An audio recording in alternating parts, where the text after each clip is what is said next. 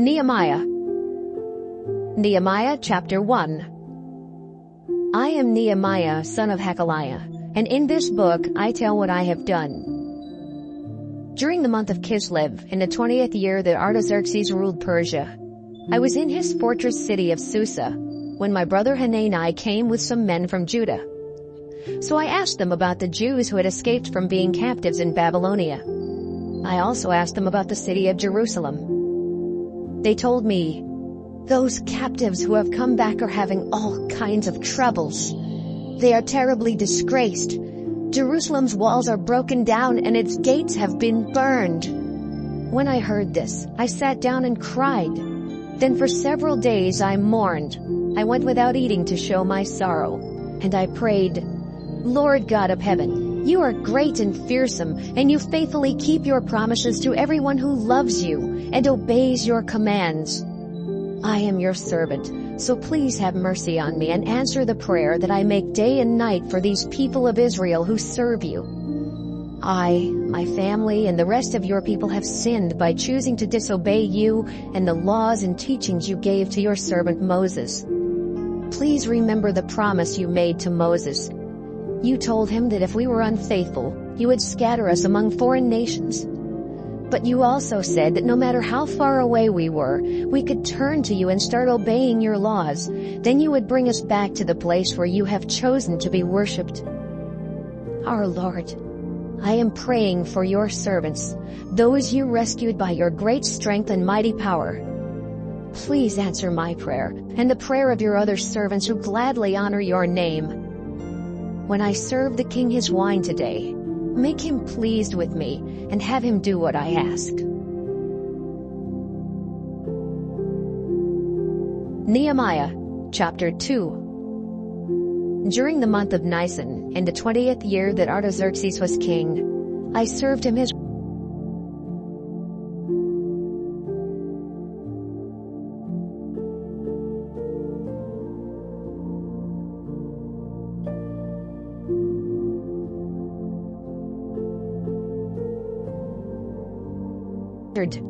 Your Majesty, I hope you live forever. I feel sad because the city where my ancestors are buried is in ruins, and its gates have been burned down. The king asked, "What do you want me to do?"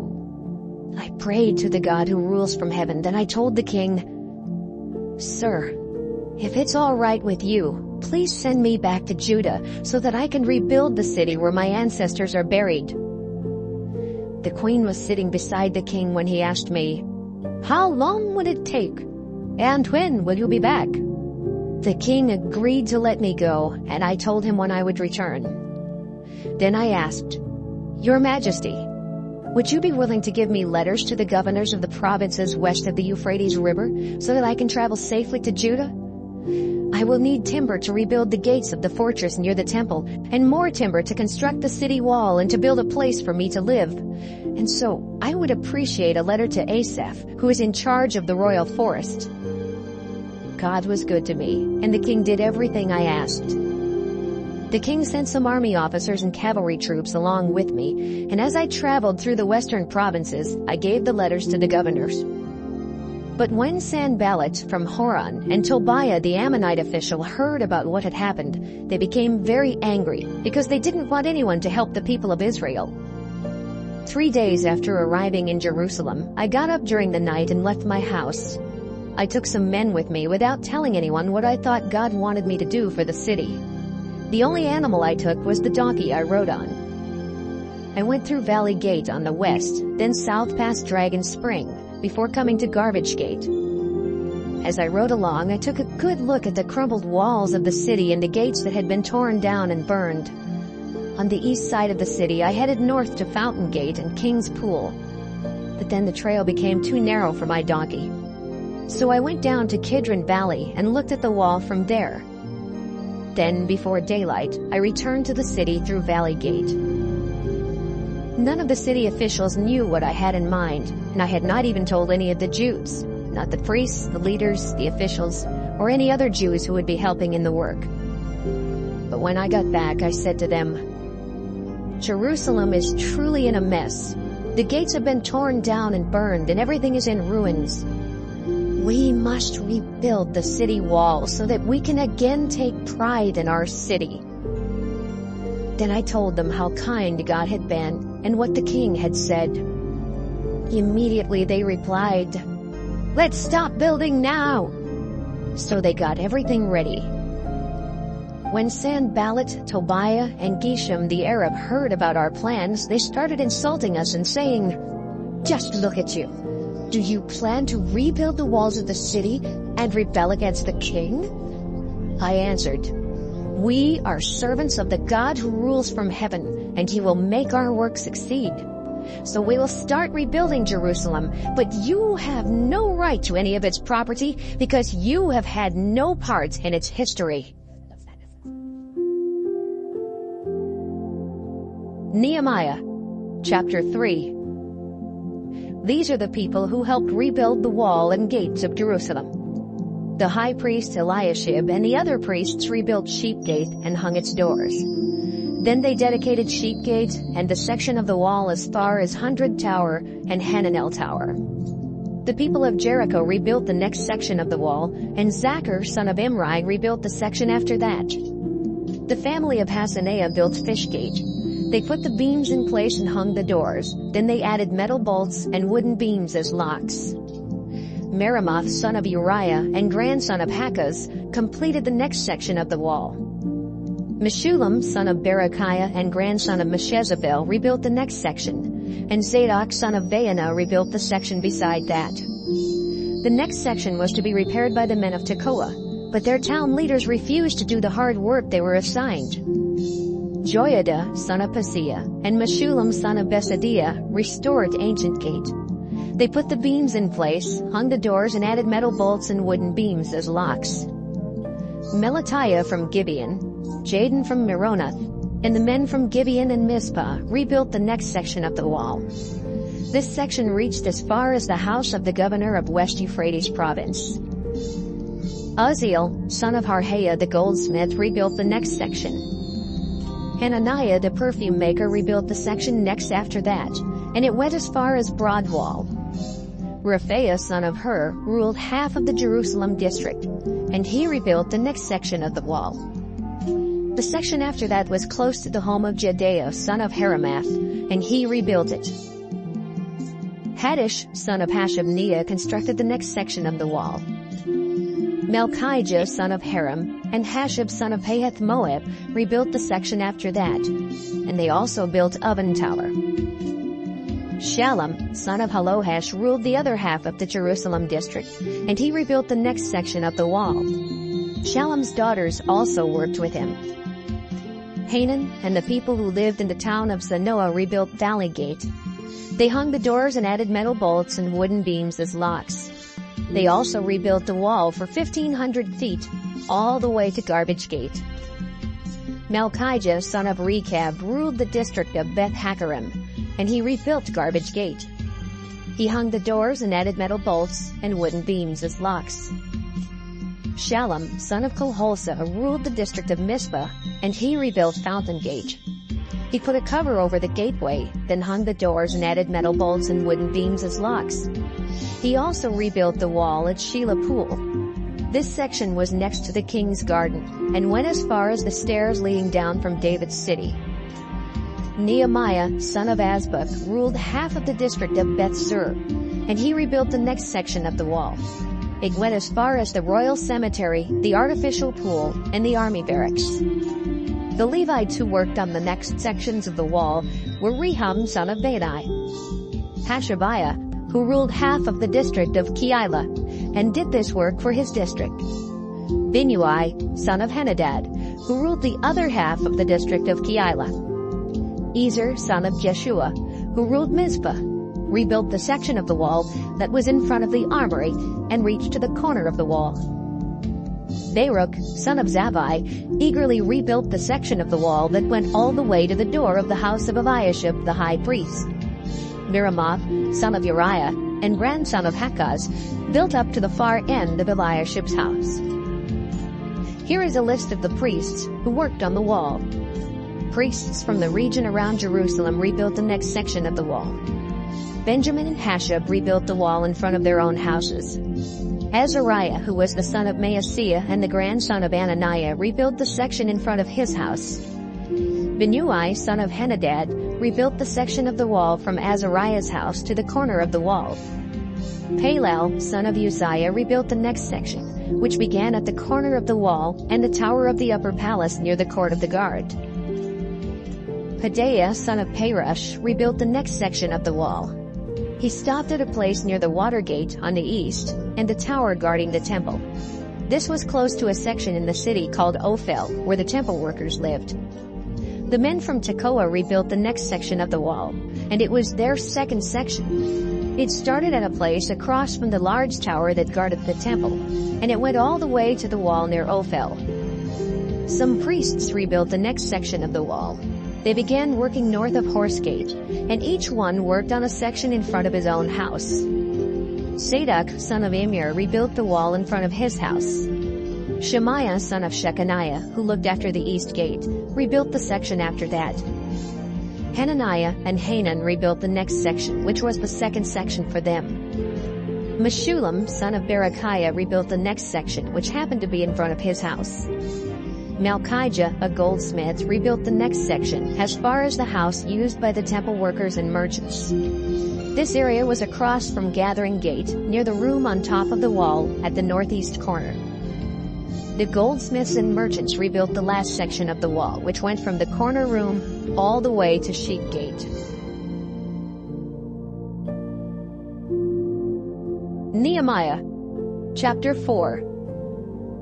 When Sanballat, the governor of Samaria, heard that we were rebuilding the walls of Jerusalem, he became angry and started insulting our people. In front of his friends and the Samaritan army, he said, "What is this evil bunch of Jews trying to do?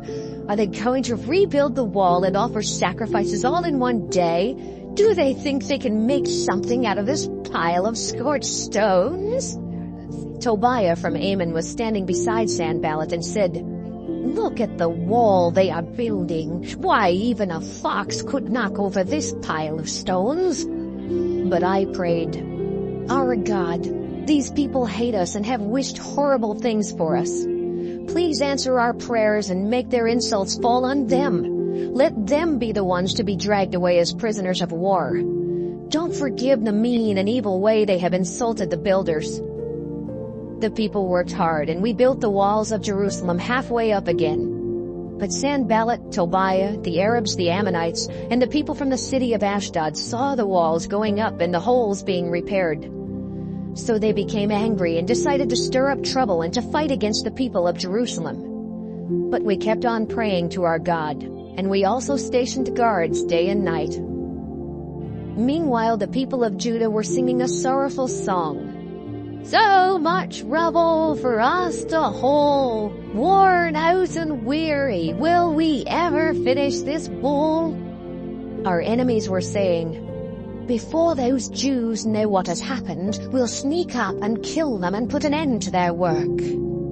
On at least 10 different occasions, the Jews living near our enemies warned us against attacks from every side, and so I sent people to guard the wall at its lowest places and where there were still holes in it. I placed them according to families, and they stood guard with swords and spears and with bows and arrows. Then I looked things over and told the leaders, the officials, and the rest of the people, "Don't be afraid of your enemies. The Lord is great and fearsome. So think of Him and fight for your relatives and children, your wives and homes." Our enemies found out that we knew about their plot against us, but God kept them from doing what they had planned. So we went back to work on the wall. From then on, I let half of the young men work while the other half stood guard. They wore armor and had spears and shields as well as bows and arrows.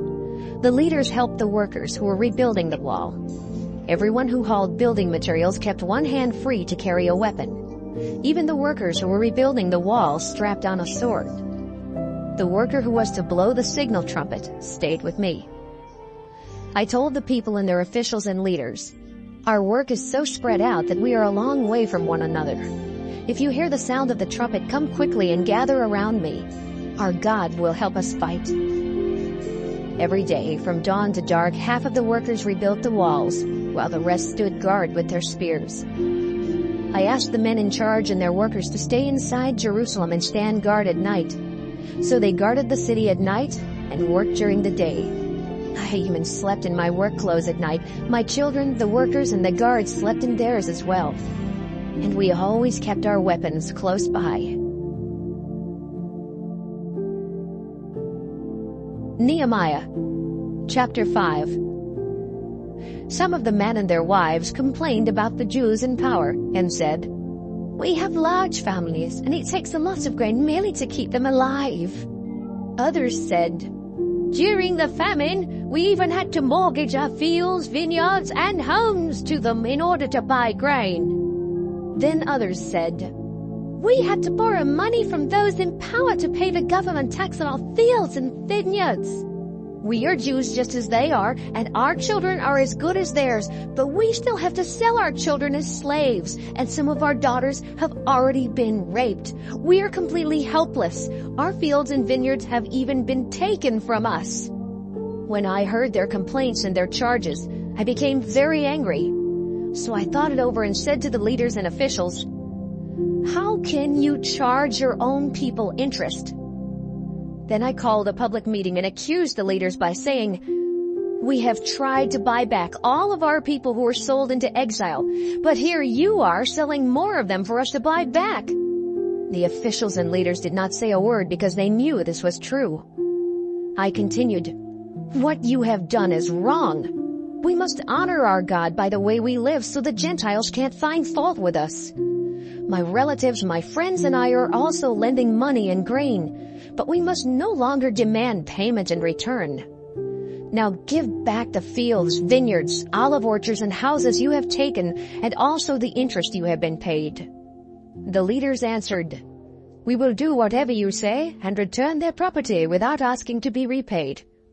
So I made the leaders promise in front of the priests to give back the property. Then I emptied my pockets and said, "If you don't keep your promise, that's what God will do to you.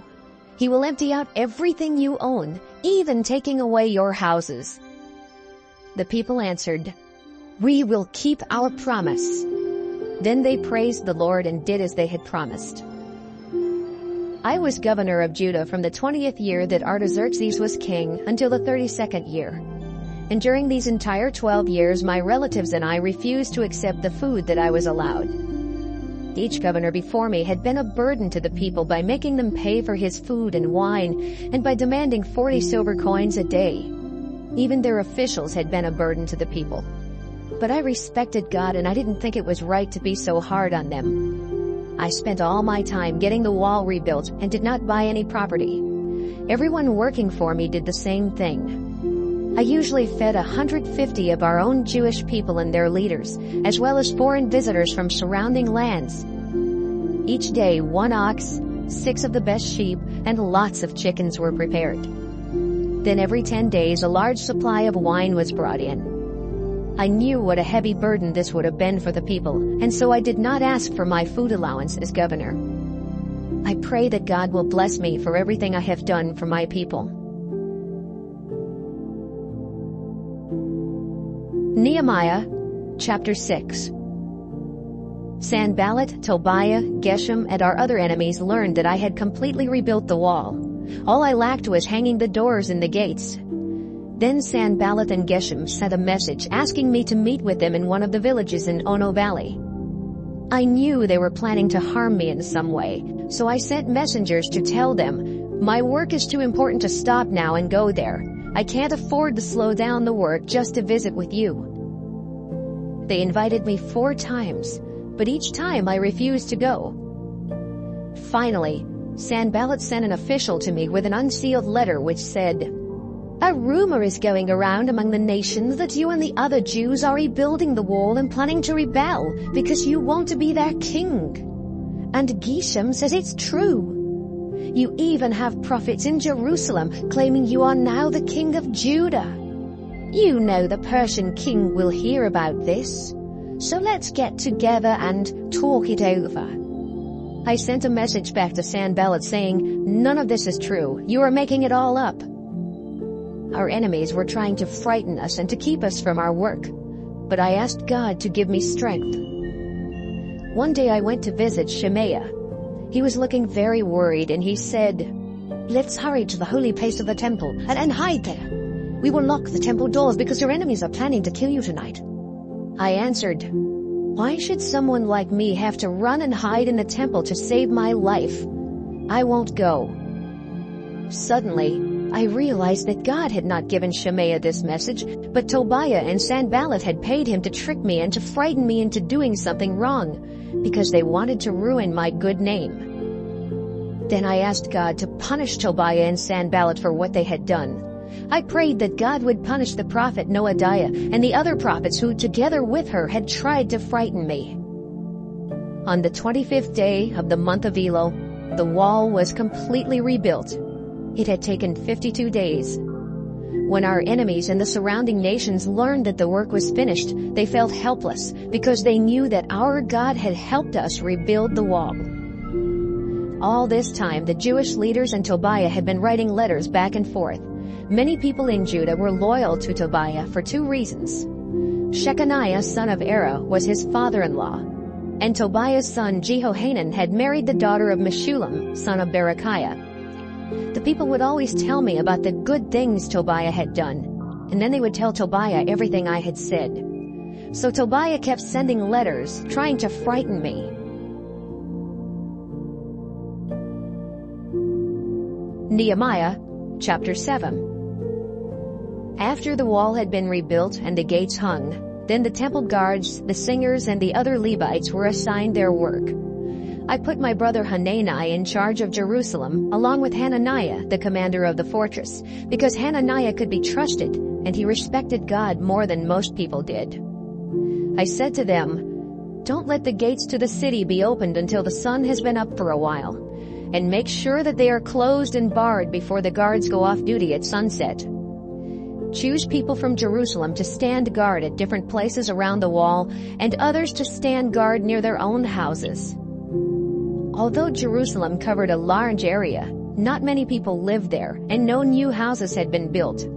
So God gave me the idea to bring together the people, their leaders, and officials, and to check the family records of those who had returned from captivity in Babylonia after having been taken there by King Nebuchadnezzar. About this time, I found records of those who had been the first to return to Jerusalem from Babylon province. By reading these records, I learned that they settled in their own hometowns and that they had come with Zerubbabel, Joshua, Nehemiah, Azariah, Rehemiah, Nehemiah, Mordecai, Bilshan, Mispirit, Bigvai, Nehem, and Baanah. Here is how many had returned from each family group.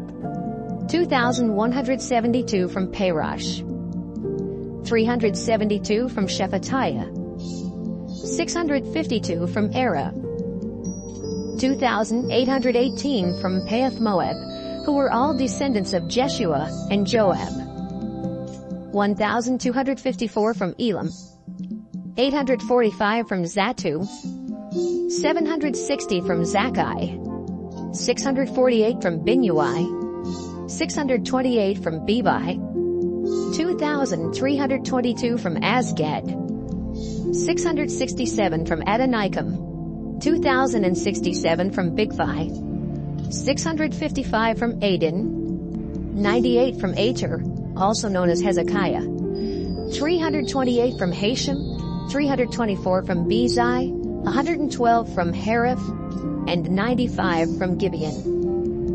Here is how many people returned whose ancestors had come from the following towns: 188 from Bethlehem and Netophah, 128 from Anathoth, 42 from Beth-Asmaveth, 743 from Kiriath-Jearim, Kephirah, and Beeroth, 621 from Ramah and Geba, 122 from Michmash, 123 from Bethel and Ai, 52 from Nebo, 1,254 from Elam, 320 from Haram, 345 from Jericho, 721 from Lod, Hadid, and Ono, and 3,930 from Sanaa. Here is how many returned from each family of priests: 973 descendants of Jeshua from Judea, 1,052 from Immer, 1,247 from Pashur, and 1,017 from Haram. Here is how many returned from the families of Levites. 74 descendants of Hodiva from the families of Jeshua and Kadmiel.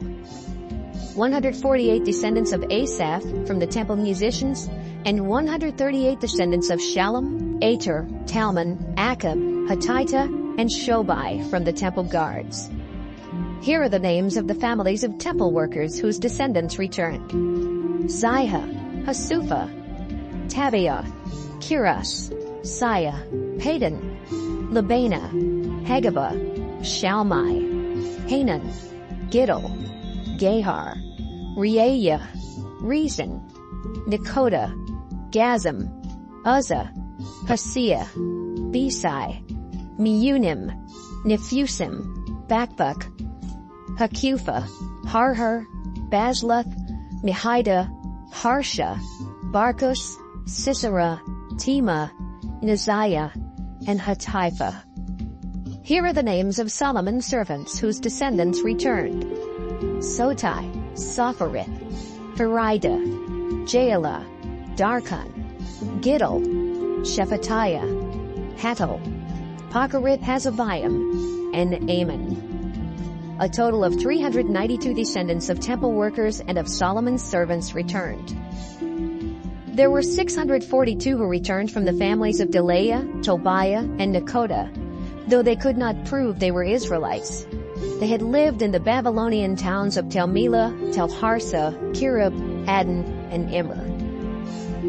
The families of Hobaiah, Hakaz, and Barzillai could not prove they were priests.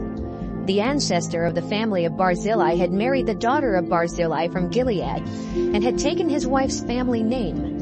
But the records of these three families could not be found, and none of them were allowed to serve as priests.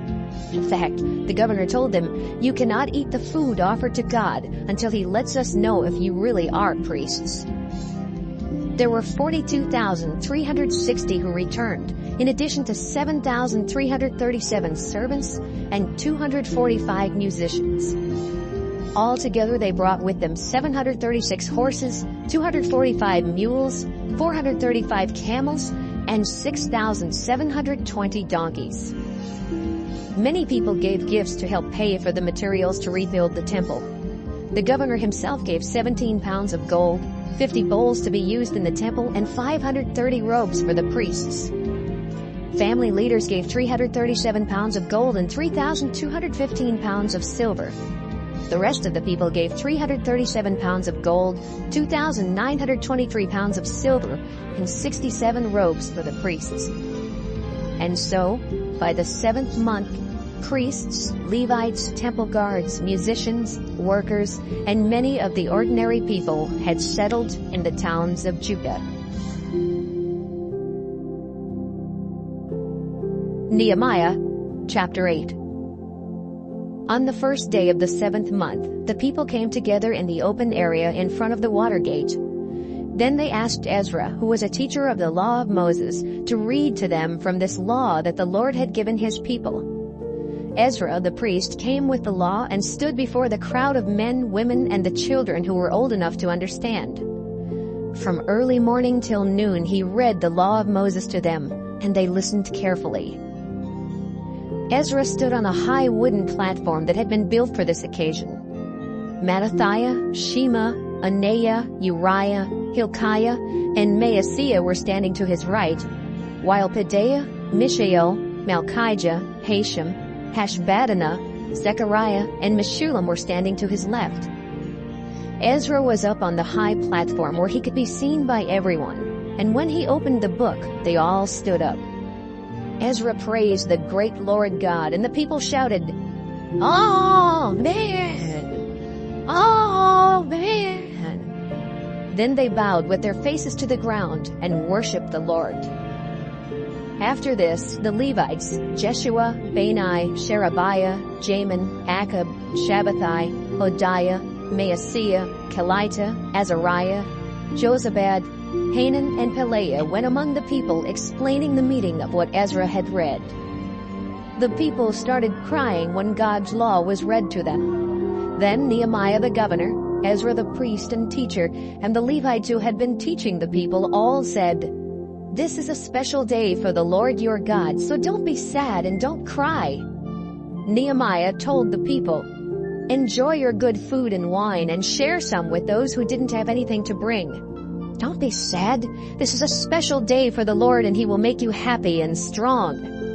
The Levites encouraged the people by saying, "This is a sacred day, so don't worry or mourn." When the people returned to their homes, they celebrated by eating and drinking and by sharing their food with those in need, because they had understood what had been read to them.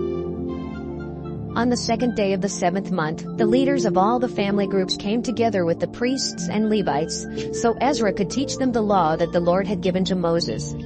They learned from the law that the people of Israel were to live in shelters when they celebrated the festival in the 7th month of the year.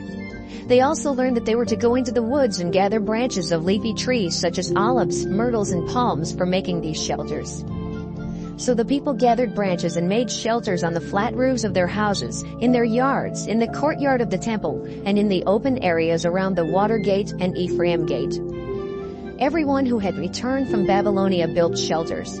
They lived in them and joyfully celebrated the festival of shelters for the first time since the days of Joshua son of Nun. On each of the first 7 days of the festival, Ezra read to the people from God's law. Then on the 8th day, everyone gathered for worship, just as the law had said they must.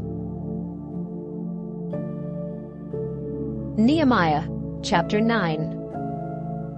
On the 24th day of the 7th month, the people of Israel went without eating, and they dressed in sackcloth and threw dirt on their heads to show their sorrow. They refused to let foreigners join them, as they met to confess their sins and the sins of their ancestors. For 3 hours they stood and listened to the law of the Lord their God. And then for the next 3 hours they confessed their sins and worshipped the Lord. Jeshua, Bani, Kadmiel, Shebaniah, Bunni, Sherebiah, Bani, and Canaani stood on the special platform for the Levites and prayed aloud to the Lord their God. Then the Levites Jeshua, Kadmiel, Bani, Hashabniah, Sherebiah, Hodiah, Shebaniah, and Pethahiah said, "Stand and shout praises to your Lord, the eternal God. Praise his wonderful name, though he is greater than words can express.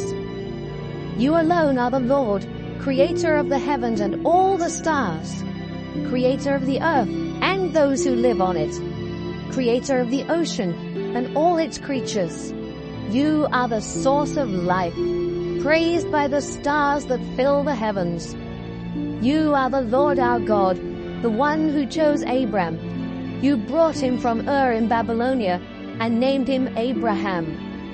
Because he was faithful, you made an agreement to give his descendants the land of the Canaanites and Hittites, of the Amorites and Perizzites, and of the Jebusites and Girgashites.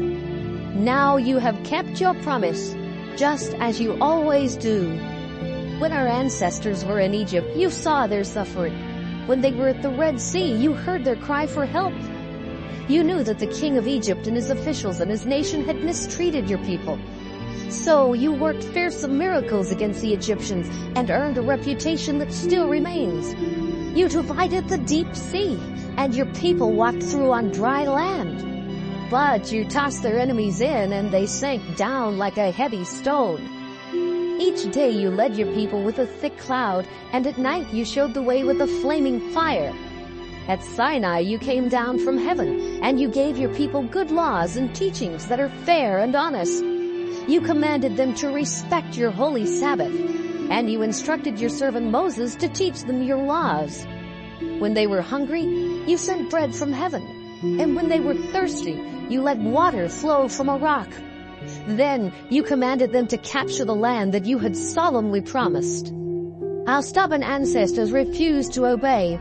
They forgot about the miracles you had worked for them, and they were determined to return to Egypt and become slaves again. But, our God, you are merciful and quick to forgive. You are loving, kind, and very patient. So you never turned away from them, not even when they made an idol shaped like a calf and insulted you by claiming, "This is the God who rescued us from Egypt." Because of your great mercy, you never abandoned them in the desert, and you always guided them with a cloud by day and a fire at night. Your gentle spirit instructed them, and you gave them manna to eat and water to drink. You took good care of them, and for 40 years they never lacked a thing.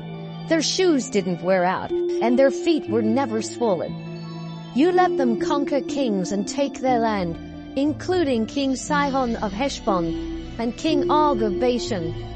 You brought them into the land that you had promised their ancestors, and you blessed their nation with people that outnumbered the stars in the sky. Then their descendants conquered the land. You helped them defeat the kings and nations and treat their enemies however they wished. They captured strong cities and rich farmland. They took furnished houses as well as cisterns, vineyards, olive orchards, and numerous fruit trees. They ate till they were satisfied, and they celebrated your abundant blessings. In spite of this, they rebelled and disobeyed your laws. They killed your prophets, who warned them to turn back to you, and they cursed your name. So you handed them over to their enemies, who treated them terribly. But in their sufferings, they begged you to help. From heaven you listened to their prayers, and because of your great mercy, you sent leaders to rescue them. But when they were at peace, they would turn against you, and you would hand them over to their enemies. Then they would beg for help, and because you were merciful, you rescued them over and over again. You warned them to turn back and discover true life by obeying your laws, but they stubbornly refused and continued to sin. For years you were patient, and your spirit warned them with messages spoken by your prophets. Still they refused to listen, and you handed them over to their enemies. But you are merciful and kind, and so you never forgot them or let them be destroyed. Our God, you are powerful, fearsome, and faithful, always true to your word. So please keep in mind the terrible sufferings of our people, kings, leaders, priests, and prophets, from the time Assyria ruled until this very day. You have always been fair when you punished us for our sins. Our kings, leaders, and priests have never obeyed your commands or heeded your warnings. You blessed them with a kingdom and with an abundance of rich, fertile land, but they refused to worship you or turn from their evil. Now we are slaves in this fruitful land you gave to our ancestors. Its plentiful harvest is taken by kings you placed over us because of our sins. Our suffering is unbearable because they do as they wish to us and our livestock. And so a firm agreement was made that had the official approval of the leaders, the Levites, and priests. Nehemiah, chapter 10.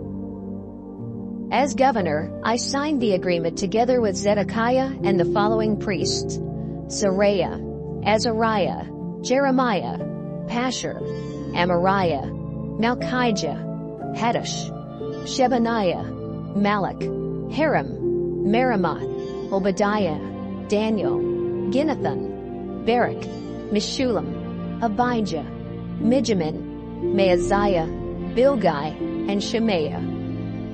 The Levites who signed were Jeshua, son of Azaniah, Binnui, from the clan of Henadad, Kadmiel, Shebaniah, Hodiah, Kelita, Pelaiah, Hanan, Micah, Rehab, Hashabiah, Zachar, Sherebiah, Shebaniah, Hodiah, Bani, and Beninu. The leaders who signed were Parosh, Pahath-Moab, Elam, Zatu, Bani, Bunai, Asgad, Bebai, Adonijah, Bigvai, Adin, Ater, Hezekiah, Azar, Hodiah, Hashem, Bezai, Hariph, Anathoth, Nebai, Magpiash, Meshullam, Hezer, Meshezabel, Zadok, Jaddua, Pelatiah, Hanan, Anaiah, Hoshea, Hananiah, Hashab,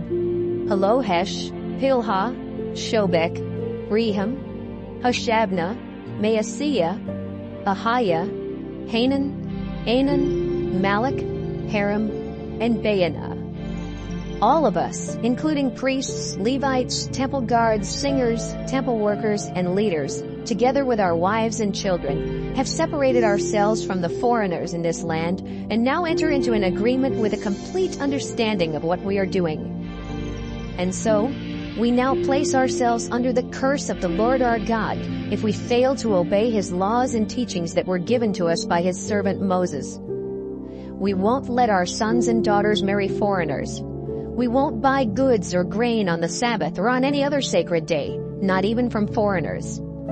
Every 7 years we will let our fields rest, and we will cancel all debts. Once a year we will each donate a small amount of silver to the temple of our God. This is to pay for the sacred bread as well as for the daily sacrifices and special sacrifices, such as those offered on the Sabbath and during the New Moon Festival and the other festivals. It will also pay for the sacrifices to forgive our sins and for all expenses connected with the worship of God in the temple. We have decided that the families of priests, Levites, and ordinary people will supply firewood for the temple each year, so that sacrifices can be offered on the altar, just as the Lord our God had commanded. Each year, we will bring to the temple the first part of our harvest of grain and fruit. We will bring our firstborn sons and the firstborn males of our herds and flocks and offer them to the priests who serve in the temple, because this is what is written in God's law. To the priests in the temple of our God, we will bring the bread dough from the first harvest, together with our best fruit and an offering of new wine and olive oil. We will bring 10% of our grain harvest to those Levites who are responsible for collecting it in our towns. A priest from the family of Aaron must be there when we give this to the Levites. Then the Levites will put 1/10 of this part in the temple storeroom, which is also the place for the sacred objects used by the priests, the temple guards, and the singers. Levites and everyone else must bring their gifts of grain, wine, and olive oil to this room. We will not neglect the temple of our God. Nehemiah Chapter 11. The nation's leaders and their families settled in Jerusalem, but there was room for only 1 out of every 10 of the remaining families, and so they asked God to show them who would live there. Then everyone else asked God to bless those who were willing to live in Jerusalem. Some of the people of Israel, the priests, the Levites, the temple workers, and the descendants of Solomon's servants, lived on their own property in the towns of Judah. But the leaders of the province lived in Jerusalem with their families. From the Judah tribe, 2 leaders settled in Jerusalem with their relatives. One of them was Athaiah, son of Uzziah. His ancestors were Zechariah, Amariah, Shephatiah, Mahalalel, and Perez, the son of Judah. From the descendants of Perez, 468 of the best men lived in Jerusalem.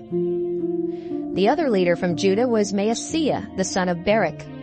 His ancestors were Kahozah, Hosea, Adaiah, Joiarib, Zechariah, and Shelah, the son of Judah. From the Benjamin tribe, 3 leaders settled in Jerusalem. The first was Sallu, son of Meshullam, and the others were Gabai and Sallai.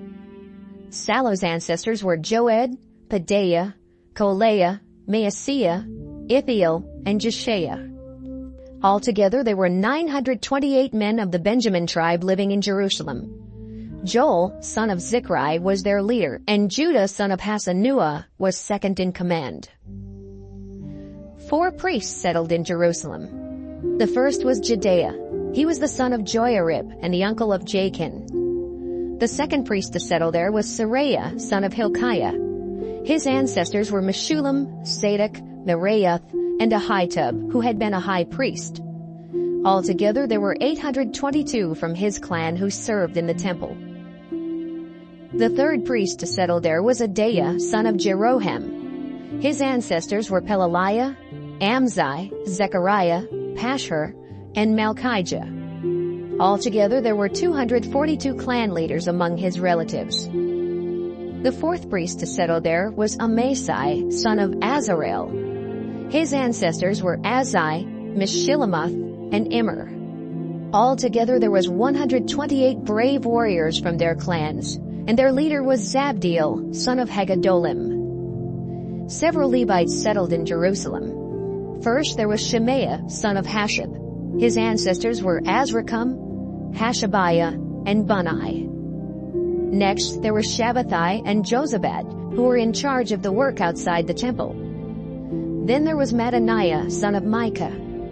His ancestors were Zabdi and Asaph. Mattaniah led the temple choir in the prayer of praise. Bakbukiah, who also settled in Jerusalem, was his assistant. Finally, there was Abda, son of Shemuah. His grandfather was Galal, and his great-grandfather was Jeduthun. Altogether, 284 Levites settled in the holy city. 172 temple guards settled in Jerusalem. Their leaders were Akab and Talmon. The rest of the Israelites, including priests and Levites, lived on their own property in the other towns of Judah. But the temple workers lived in the section of Jerusalem known as Opthel, and the two men in charge of them were Zihah and Gishpa. Uzziah, son of Bani, was the leader of the Levites in Jerusalem. His grandfather was Hashabiah, his great-grandfather was Mattaniah, and his great-great-grandfather was Micah.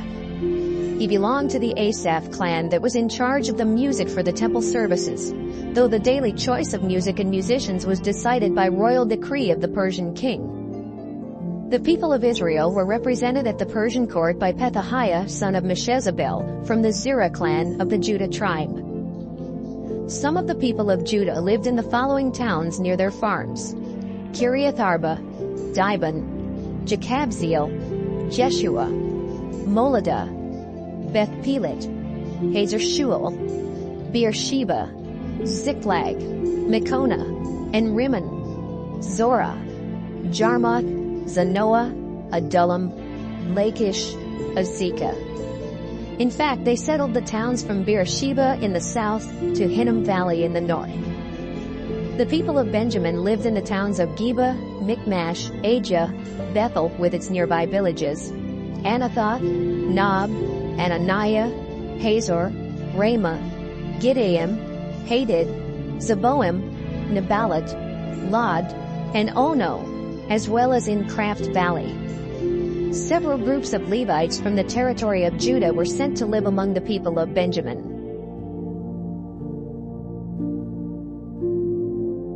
Nehemiah, chapter 12.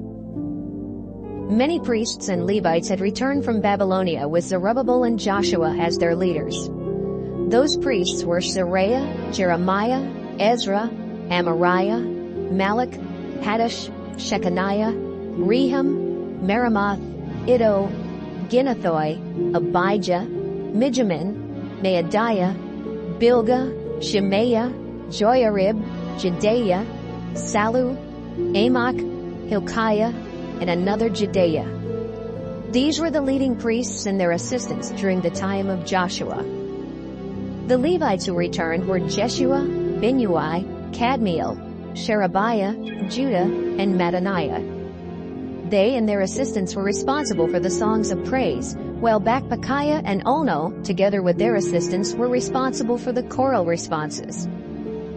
Joshua was the father of Joachim, the grandfather of Eliashib, and the great-grandfather of Joiada. Joiada was the father of Jonathan and the grandfather of Jaddua. When Joachim was high priest, the following priests were leaders of their clans: Meraiah of the Seraiah clan, Hananiah of Jeremiah, Meshullam of Ezra, Jehohanan of Amariah, Jonathan of Malachi, Joseph of Shebaniah, Adnah of Haram, Helkai of Meraiah, Zechariah of Iddo, Meshullam of Ginnathan, Zichri of Abijah, Piltai of Moadiah, Shemuah of Bilgah, Jehoathon of Shemaiah, Mattani of Joiarib, Uzziah of Jedaiah, Kalai of Salai, Eber of Amok, Hashabiah of Hilkiah, and Nethanel of Jedaiah. During the time of the high priests Eliashib, Joiada, Johanan, and Jaddua, and including the time that Darius was king of Persia, a record was kept of the heads of the Levite and priestly families. However, no official record was kept of the heads of the Levite clans after the death of Johanan, the grandson of Eliashib. Hashabiah, Sherebiah, Jeshua son of Kadmiel, and their assistants organized 2 choirs of Levites to offer praises to God, just as King David, the man of God, had commanded. Mattaniah, Bakbakiah, Obadiah, Meshullam, Talmon, and Akab were responsible for guarding the storerooms near the temple gates. All of these men lived during the time of Joachim, and during the time that I was governor, and Ezra, a teacher of the law of Moses, was priest. When the city wall was dedicated, Levites from everywhere in Judah were invited to join in the celebration with songs of praise and with music of cymbals, small harps, and other stringed instruments. The Levite singers lived in villages around Jerusalem, and so they came from there as well as from the villages around Netophah, Beth Gilgal, Geba, and Asmaveth. The priests and Levites held special ceremonies to make themselves holy, and then they did the same for the rest of the people and for the gates and walls of the city. I brought the leaders of Judah to the top of the city wall and put them in charge of the 2 groups that were to march around on top of the wall, singing praises to God. One group marched to the right in the direction of Garbage Gate. Hoshea and half of the leaders followed them. Then came the priests Azariah, Ezra, Meshullam, Judah, Benjamin, Shemaiah, and Jeremiah, all of them blowing trumpets. Next there was Zechariah of the Asaph clan, and his relatives Shemaiah, Azarel, Milalai, Gilalai, Mai, Nathanael, Judah, and Hanani. They played musical instruments like those that had been played by David, the man of God, and they marched behind Ezra, the teacher of the law. When they reached Fountain Gate, they climbed the steps to David's city and went past his palace before stopping at the Water Gate near the eastern wall of the city. The second group of singers marched along the wall in the opposite direction, and I followed them, together with the other half of the leaders of Judah. We went past Oven Tower, Broad Wall, Ephraim Gate, Old Gate, Fish Gate, Hananel Tower, 100 Tower, and on to Sheep Gate. Finally, we stopped at the gate of the guard, where we stood in front of the temple with the other group, praising God. In the group with me were half of the leaders as well as the priests Eliakim, Maaseiah, Miniamin, Micaiah, Elioenai, Zechariah, and Hananiah, who were blowing trumpets. Maaseiah, Shemaiah, Eleazar, Uzzi, Jehohanan, Malchijah, Elam, and Ezer also stood there, as Jezrahiah led the singers. God had made the people very happy, and so on that day they celebrated and offered many sacrifices. The women and children joined in the festivities, and joyful shouts could be heard far from the city of Jerusalem. On that same day, some leaders were appointed to be responsible for the safekeeping of gifts for the temple and to be in charge of receiving the first part of the harvest and the 10% of the crops and livestock that was offered to God. These same leaders also collected the part of crops that the law of Moses taught was to be given to the Levites. Everyone was pleased with the work of the priests and Levites when they performed the ceremonies to make people acceptable to worship God. And the singers and the temple guards did their jobs according to the instructions given by David and his son Solomon. In fact, ever since the days of David and Asaph, there had been song leaders and songs of praise and worship. During the time that Zerubbabel and I were in charge, everyone in Israel gave what they were supposed to give for the daily needs of the singers and temple guards from the Levi tribe. Then the Levites would give the priests their share from what they had received. Nehemiah, chapter 13. On that day, when the law of Moses was read aloud to everyone, it was discovered that Ammonites and Moabites were forbidden to belong to the people of God. This was because they had refused to give food and water to Israel and had hired Balaam to call down a curse on them. However, our God turned the curse into a blessing. Following the reading of the law of Moses, the people of Israel started sending away anyone who had any foreign ancestors. The priest Eliashib was a relative of Tobiah and had earlier been put in charge of the temple storerooms. So he let Tobiah live in one of these rooms, where all kinds of things had been stored: the grain offerings, incense, utensils for the temple, as well as the tenth of the grain, wine, and olive oil that had been given for the use of the Levites, singers, and temple guards, and the gifts for the priests. This happened in the 32nd year that Artaxerxes ruled Babylonia. I was away from Jerusalem at the time because I was visiting him. Later I received permission from the king to return to Jerusalem. Only then did I find out that Eliashib had done this terrible thing of letting Tobiah have a room in the temple. It upset me so much that I threw out every bit of Tobiah's furniture.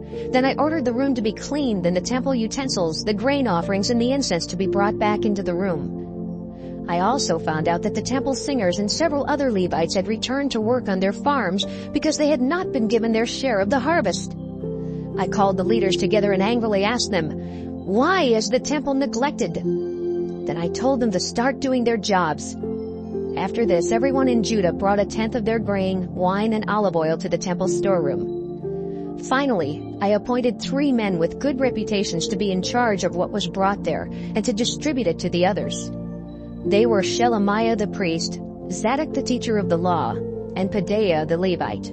Their assistant was Hanan the son of Zachar and the grandson of Mattaniah. I pray that my God will remember these good things that I have done for his temple and for those who worship there. I also noticed what the people of Judah were doing on the Sabbath. Not only were they trampling grapes to make wine, but they were harvesting their grain, grapes, figs, and other crops, and then loading these on donkeys to sell in Jerusalem. So I warned them not to sell food on the Sabbath. People who had moved to Jerusalem from the city of Tyre were bringing in fish and other things to sell there on the Sabbath. I got angry and said to the leaders of Judah, "This evil you are doing is an insult to the Sabbath. Didn't God punish us and this city because our ancestors did these very same things? And here you are, about to make God furious again by disgracing the Sabbath." I ordered the gates of Jerusalem to be closed on the eve of the Sabbath and not to be opened until after the Sabbath had ended. Then I put some of my own men in charge of the gates to make certain that nothing was brought in on the Sabbath. Once or twice some merchants spent the night outside Jerusalem with their goods, but I warned them, "If you do this again, I'll have you arrested." From then on they did not come on the Sabbath. I ordered the Levites to make themselves holy and to guard the gates on the Sabbath so that it would be kept holy. God is truly merciful, and I pray that he will treat me with kindness and bless me for doing this.